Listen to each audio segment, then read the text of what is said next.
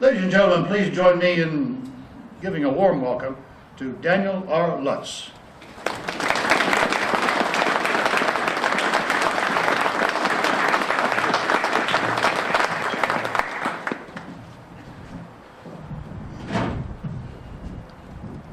Good morning. Good morning. After Chuck asked if I would be the speaker at this year's Veterans Day observance, he sent me a confirmation letter that ended with the sentence, "We look forward to your featured role in this meaningful salute to our military veterans and their families." Since receiving that letter at the end of September, I've thought long and hard, what is it that exactly sends the message to our veterans that their service and sacrifice is truly valued? Of course, I believe what we do here this morning does so, and I want to thank all the veterans and veterans organizations that make these annual observances a reality year to year. But let me forewarn you, while I in no way want to depress you or discourage you with what I talk about this morning, I do want to alarm you. I want to alarm you because we as Americans need to wake up to some very disturbing realities, which I hope will motivate all of us to take action. So I'll begin by asking the intentionally provocative question, is there anything taking place in America today that might cause our veterans to believe that their service has been taken for granted, or worse, perhaps even wasted? What would happen, for example, if our veterans perceived that their fellow Americans were complacently allowing the erosion of freedom here at home, which our veterans have so faithfully defended from enemies abroad? I'll be the first to admit that as a veteran, I have that perception.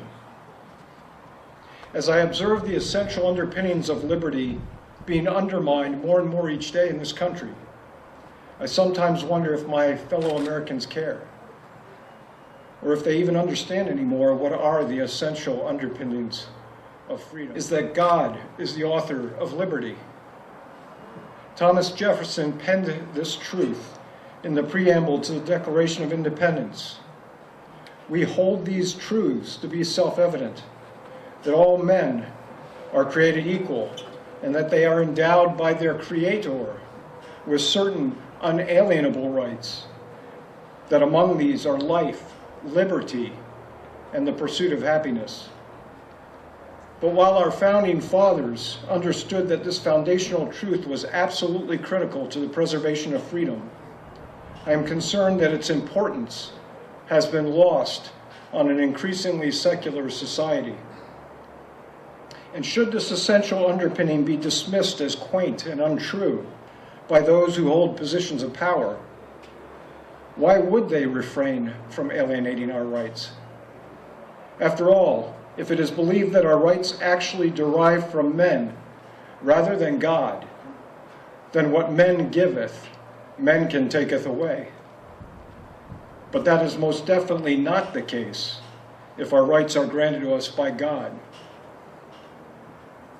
So while it is imperative that we personally stand upon the truth that God is the author of liberty, and that our rights derive from Him and not from men, we must also be vigilant to make sure that those we place in positions of power, whether they be judges or justices or elected officials, that they too genuinely believe this also.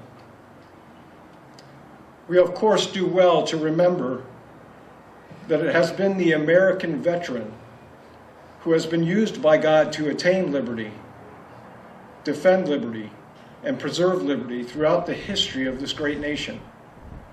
From the establishment of our first standing army and the commissioning of our first Navy to today, the American veteran has served the cause of freedom. But it is imperative to also remember that soon after the Continental Army and Navy cut off to England's tyrannical shackles and sent the redcoats packing back across the pond, our founding fathers quickly turned their attention to making sure that America would not succumb to tyranny right here at home. And so our founding fathers soon established the second essential underpinning of liberty, which is the rule of law. They did so by drafting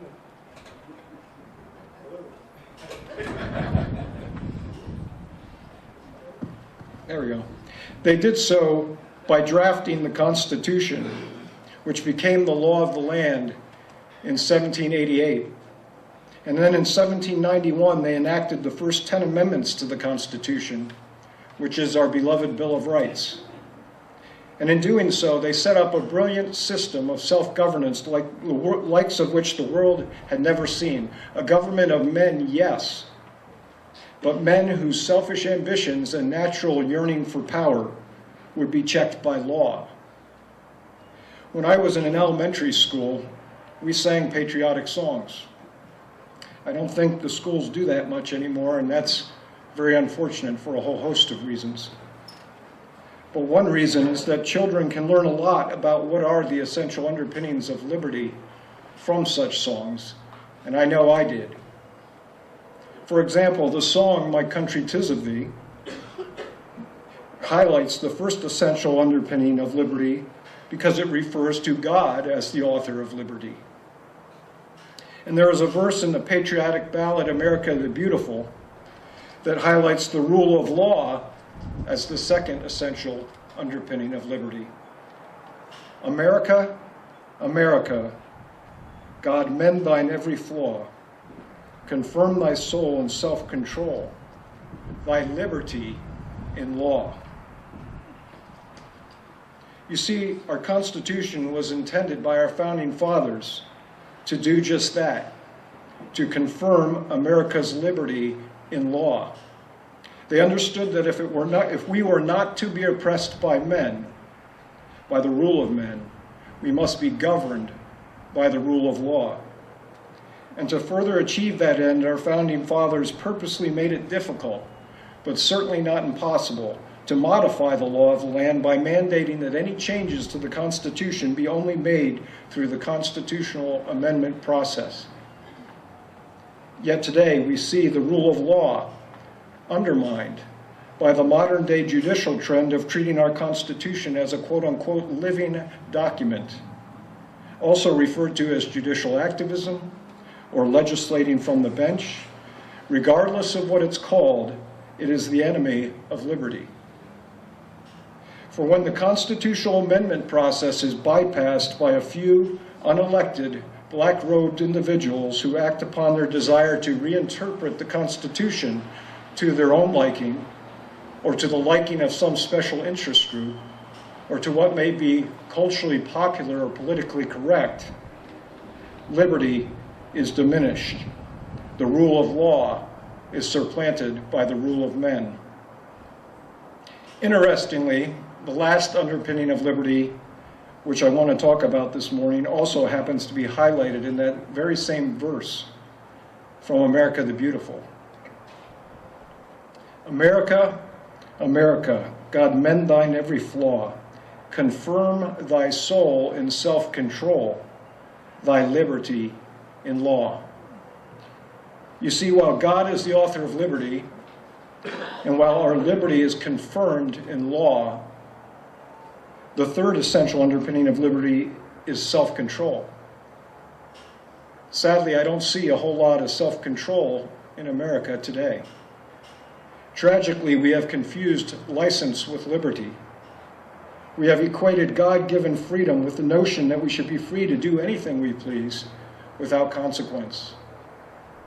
And just as allowing the rule of men to supplant the rule of law is destructive to liberty, moral depravity ultimately leads to bondage. John Adams wrote, "Our Constitution was made for a moral and religious people. It is wholly inadequate to the government of any other." And Abraham Lincoln once noted, "America will not be destroyed from the outside. If we falter and lose our freedoms, it will be because we have destroyed ourselves." You see, our forefathers wisely understood that when we lack self-control, when we confuse license with liberty, we will eventually be controlled by others. For lack of self-control often leads to lawlessness, which then, of course, we have to pass more and more laws, which ultimately leads to the need for larger government to enforce those laws. And there is always an inverse relationship between the size of government and liberty. The more that government grows, the more liberty we lose, whether it's through confiscatory taxation to pay for bloated government, or through the passage of additional laws meant to control the lawless, but which often also impinge upon the rights of law-abiding citizens like you and me.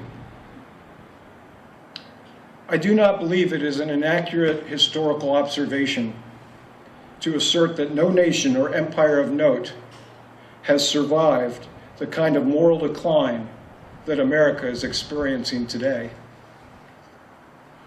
Proverbs 22:7 states, "The borrower is a slave to the lender." Yet we enslave ourselves to an immense and immoral national debt.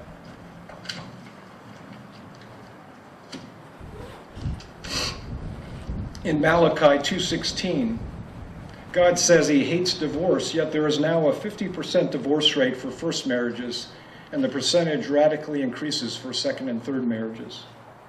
And if there is not enough damage done to children of divorce, consider that 40% of all children born in the U.S. today are born out of wedlock. But at least those children are allowed to be born and fare much better than the over 1 million American babies that are killed in the womb each year, with some being legally murdered in the birth canal on the very verge of being born.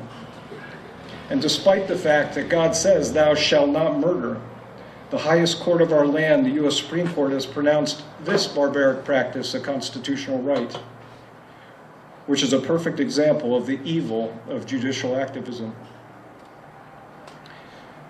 And the tragic irony is that it is the U.S. Supreme Court that is the court of last resort that we can petition to ensure that our unalienable right to life is not alienated.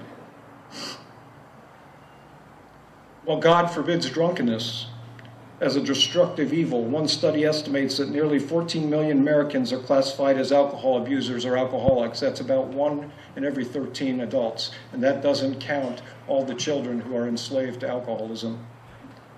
I can personally tell you that right here in well-churched, conservative Wayne County, Ohio, the scourge of drugs and drug addiction is at an all-time high. Tragically, my office has had to remove a record number of children from their parents this year because those parents are hopelessly addicted to prescription drugs, heroin, methamphetamine, or some other incapacitating drug that prevents them from adequately caring for their children. And that's here in Wayne County, which in my opinion is one of the best places to live, to work, and to raise a family. If that's happening here in Wayne County, you can imagine what is taking place across the country. In light of our current state of affairs, I think it's fair to conclude that something is very wrong in America today. And that begs the question, why is this so? John Winthrop, governor of the Massachusetts Bay Colony, prophetically wrote the following while aboard the ship Arbella during his voyage from England to Massachusetts in 1630. "For we must consider that we shall be as a city upon a hill. The eyes of all people are upon us, so that if we shall deal falsely with our God in this work we have undertaken, and so cause him to withdraw his present help from us, we shall be made a story and a byword throughout the world." There is no question that God has blessed America more than any other nation in history. He has helped this nation through the selfless and sacrificial service of its veterans to be a liberator not only for us, but for other peoples all around the globe. While the United States has been an example to the whole world of the blessings that come from being one nation under God, a city upon a hill, if you will. In light of what I've been describing, is it really that surprising that America would begin to experience the erosion of freedom? Although I could list many specific examples of where this is happening because of time limitations, I'll cite only two examples of the erosion of the most important of our liberties, and that is religious liberty. When we consider that the Pilgrims fled Europe to come to this country for religious freedom, and when we reflect upon the fact that our founding fathers cited freedom of religion as the very first right in the First Amendment to the first 10 amendments, which is our cherished Bill of Rights, this is a very sad and serious development indeed. Our founding fathers wisely understood that if religious liberty should topple, our remaining liberties would follow like dominoes quickly thereafter.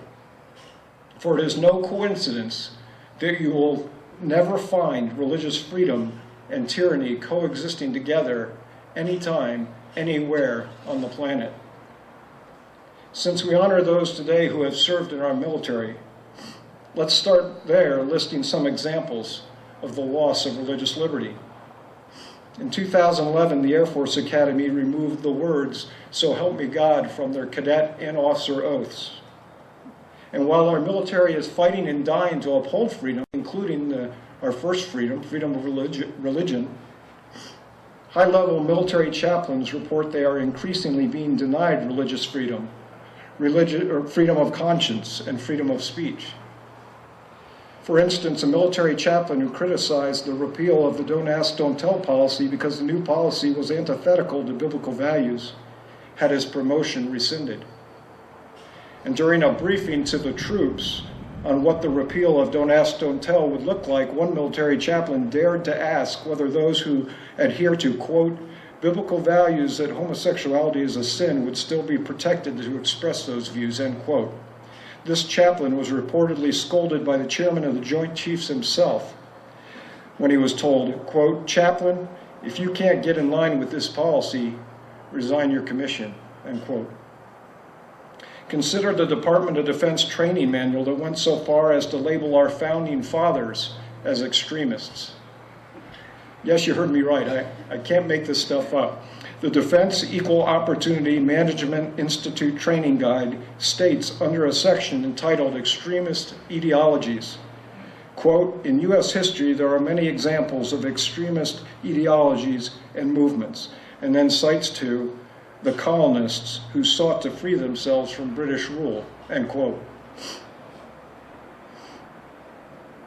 The same DoD publication goes on to state, believe it or not, nowadays, instead of dressing in sheets or publicly espousing hate messages, many extremists will talk of individual liberties, states' rights, and how to make the world a better place.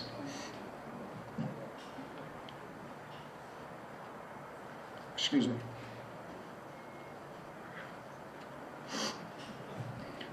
The training guide further warns that participation in such groups is, quote, incompatible with military service and is therefore prohibited, end quote. I suppose it's a good thing that I'll be officially retired from the Navy by the end of this month, because the views that I'm expressing this morning are apparently incompatible with military service. So what happens when this kind of rhetoric is coming from the Pentagon? In April, an email became public that was sent by an Army lieutenant colonel at Fort Campbell to 36 subordinates, warning them to be on the lookout for any soldiers who might be members of, quote, domestic hate groups, and cites to examples like the Family Research Council and the American Family Association, both Christian-based organizations. In a separate incident, an Army training instructor listed evangelical Christianity and Catholicism as examples of religious extremism, along with Al-Qaeda and Hamas. And when concerned Christian interest groups confronted the Department of Defense about a rumor that service members, including chaplains, could be court-martialed for sharing their faith, the Pentagon stumbled, trying to explain that service members will be permitted to evangelize by sharing their faith, but will not be permitted to proselytize. I challenge any of you to explain to me the difference between evangelization and proselytization. But the religious liberties of everyday Americans outside the military are also very much under attack. Several states have passed laws that allow what is currently popular and politically correct to trump religious freedom. Consider the plight of Elaine, a private professional photographer and devout Christian who was targeted because of her sincerely held religious conviction that she should photograph only traditional marriage ceremonies.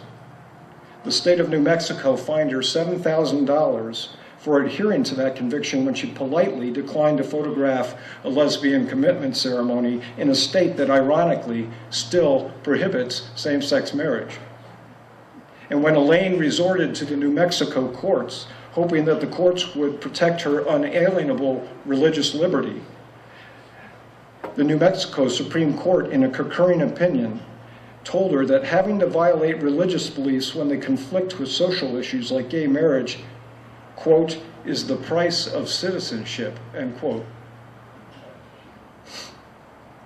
Similarly, a Colorado cake maker and a florist in the state of Washington, both owning private businesses and both devout Christians, are actually facing up to 12 months in jail for politely declining to provide their services because of the same sincerely held religious convictions.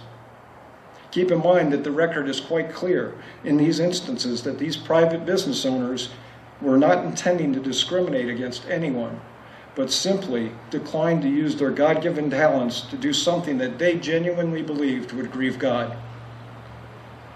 Just last week, the U.S. Senate approved a similar federal law which, should it pass the House, would provide radical special interest groups a federal hammer to smash religious liberty of individuals and owners of privately owned businesses all across the land of the free. Also consider the plight of the devoutly Christian founders of the craft store chain Hobby Lobby, who are trying to fight the imposition of a $1.3 million a day federal fine if they refuse to offer abortion-inducing contraceptives in their company's health insurance plan. And we've all heard about the IRS's targeting of political conservative groups, but did you also realize that the IRS targeted the Billy Graham Evangelistic Association and its Christian charity arm, Samaritan's Purse, during the 2012 campaign cycle? Why should you care about these developments? Well, I'll tell you why I care. First, I am an American, and I cherish the liberties that my founding fathers said were endowed to me by my Creator and therefore unalienable.